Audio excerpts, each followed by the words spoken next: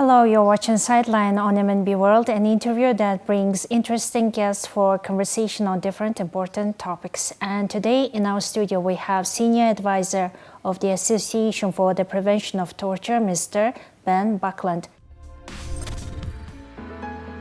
Ben Buckland is an internationally award-winning photographer and senior advisor on torture prevention with over a decade of hands-on experience working with human rights organizations around the world.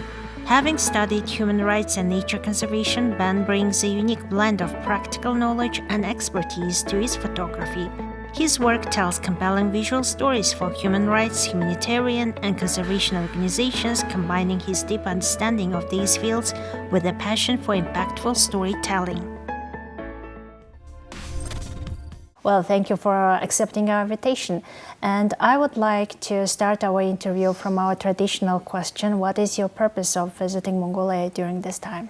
So I'm here in Mongolia to work closely with the Mongolian National Human Rights Commission, and more specifically its National Preventative Mechanism, which is a new mandate that it's taken on in the last couple of years here in Mongolia. You are representing the organization APT. Could you share with our viewers about the role of this organization?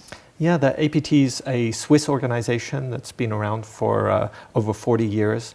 And its aim is to work collaboratively and impartially and confidentially with countries, with national institutions, with civil society, with the aim of preventing torture and ill treatment. And it was the organization notably behind the creation of the optional protocol to the Convention Against Torture.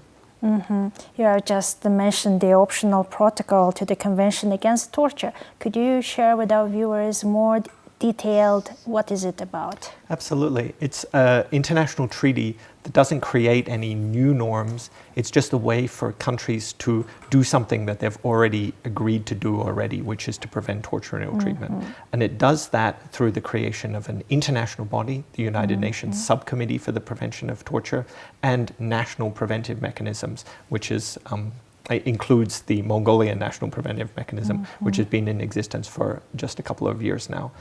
These exist now around the world in almost 80 countries, and together they form a global system that works to prevent torture and ill treatment in all kinds of places where people are detained, so including police stations and prisons, but also where they might be detained. So from the moment of arrest, in psychiatric institutions, migrant detention, really the full spectrum of places where people might be in closed institutions. Talking about this OPCAT system, what kind of benefits does it bring if Mongolia becomes the part of the system?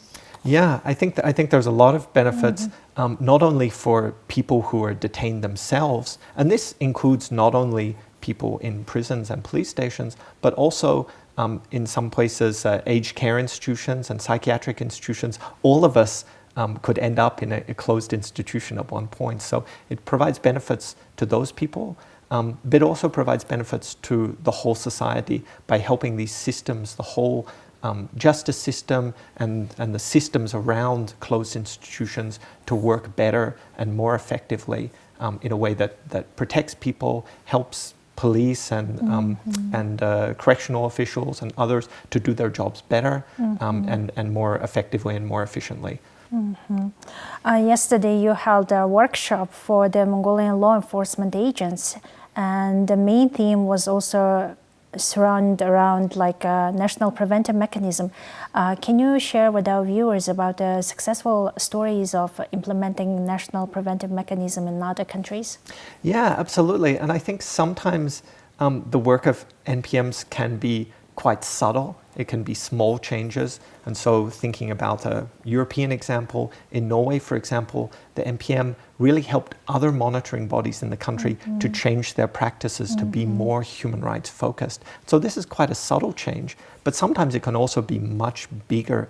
From our own region, from the Asia-Pacific region, the NPM in New Zealand found that in prisons they were using these tie-down beds where they were tying people down to their beds, apparently for their own safety for many, many, many hours. And the work of the MPM led to their elimination across prisons. So they can be small changes, but also very, very big changes and important ones.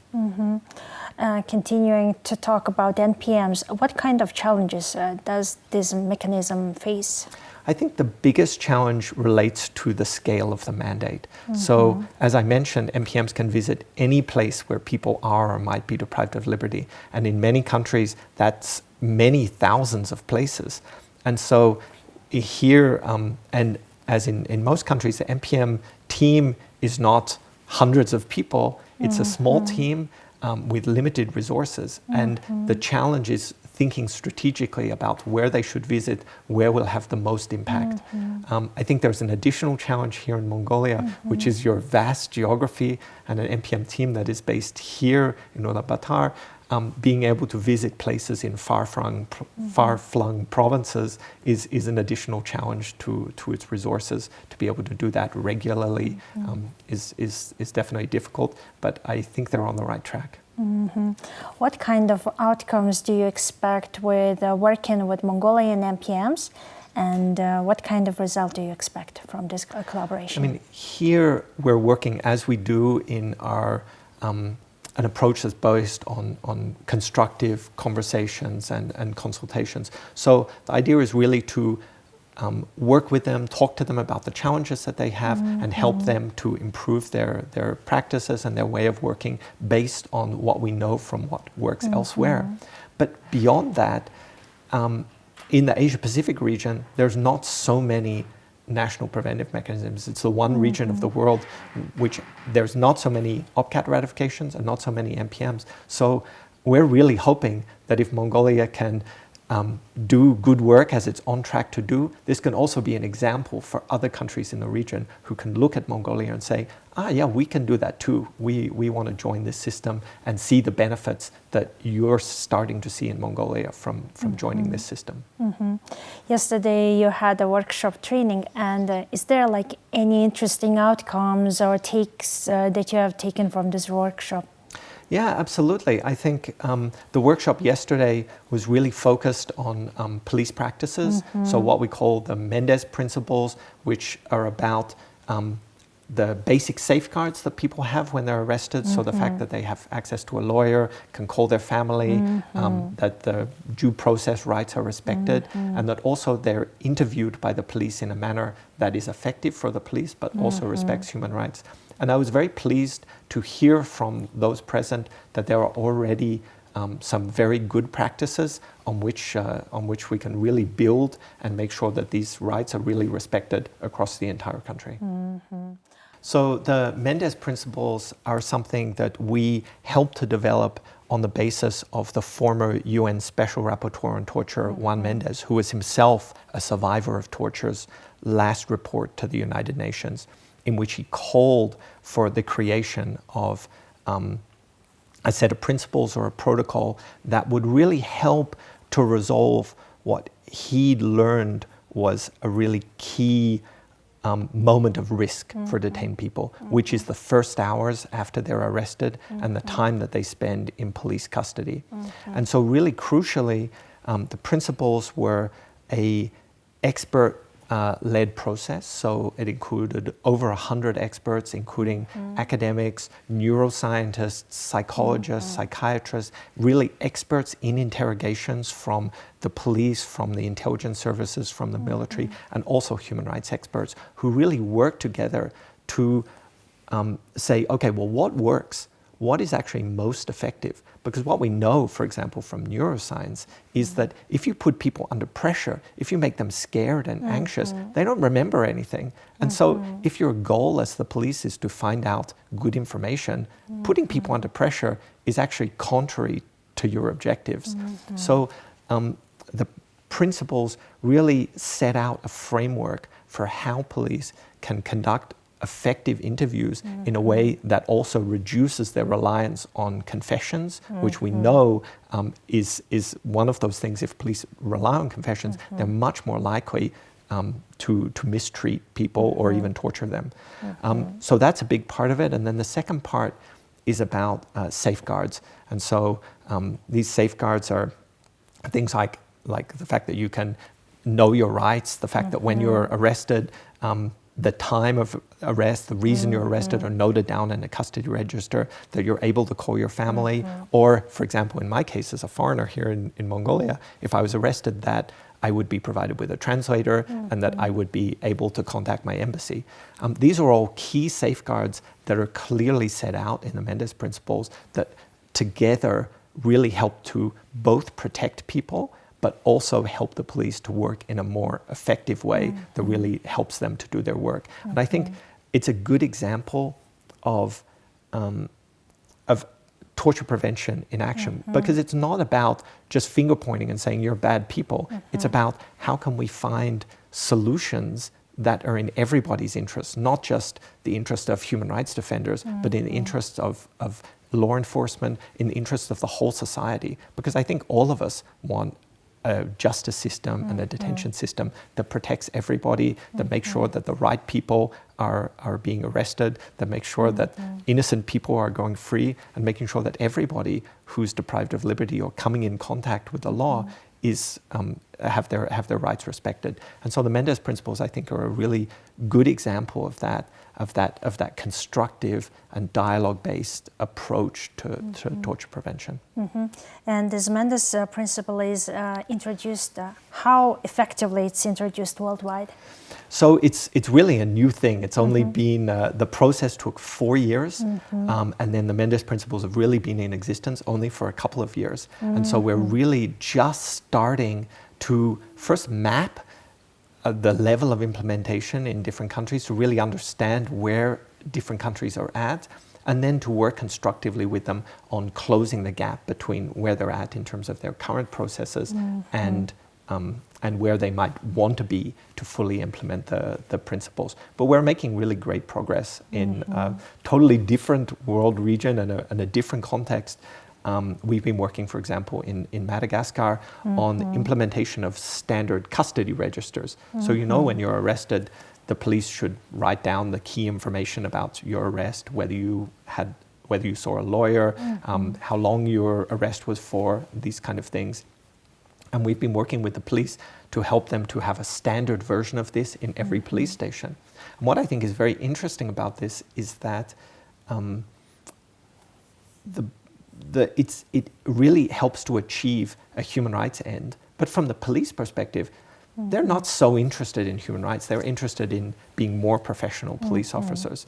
And so they see this as a way of being more professional, of doing a better job. But it really has a great human rights outcome, because by using these standardized registers, they have to write down, did the person call their family? If not, why not? And before, it was very ad hoc whether they were calling their family or not. And in fact, some police officers were even asking for money to allow people to call their family. And so by using these standardized registers, you really increase their rights, but also the police like it because they see it as a way to be more professional.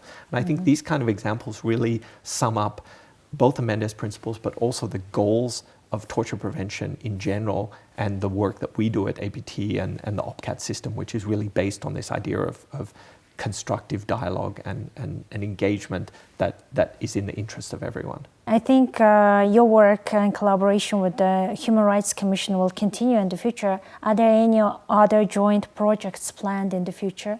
Yeah, absolutely. We already have some ongoing discussions about the next steps, and so I will certainly be back in Mongolia at least a couple of times in the next year to work directly with them. But we also want to work more with Mongolia in partnership with other national preventive mechanisms from around the region, both as a network of the 5 institutions that so far exist, but also bilaterally. And I think there's some very interesting opportunities for exchanges between institutions within the region, and we really want to foster those opportunities.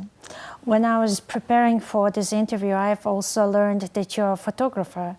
And is it hard to combine those two completely different sectors, for example, photography and human rights advising? It's hard from a time management point of view, but what I found unexpectedly, perhaps, but interestingly, is that the human rights work that I do very much informs the photography that I do. So I think an approach that we have in human rights, which is about empathy and about curiosity about people, no matter their situation, I think can very much be applied to photography and to an approach to understanding people's stories and then working out how they would want to be shown visually. Well, thank you very much for accepting our invitation and providing interesting information about your job. Thank you so much. It's a real pleasure to speak with you. Well, that was the new episode of Sightline. We'll see you next time with more stories and updates. Have a nice day.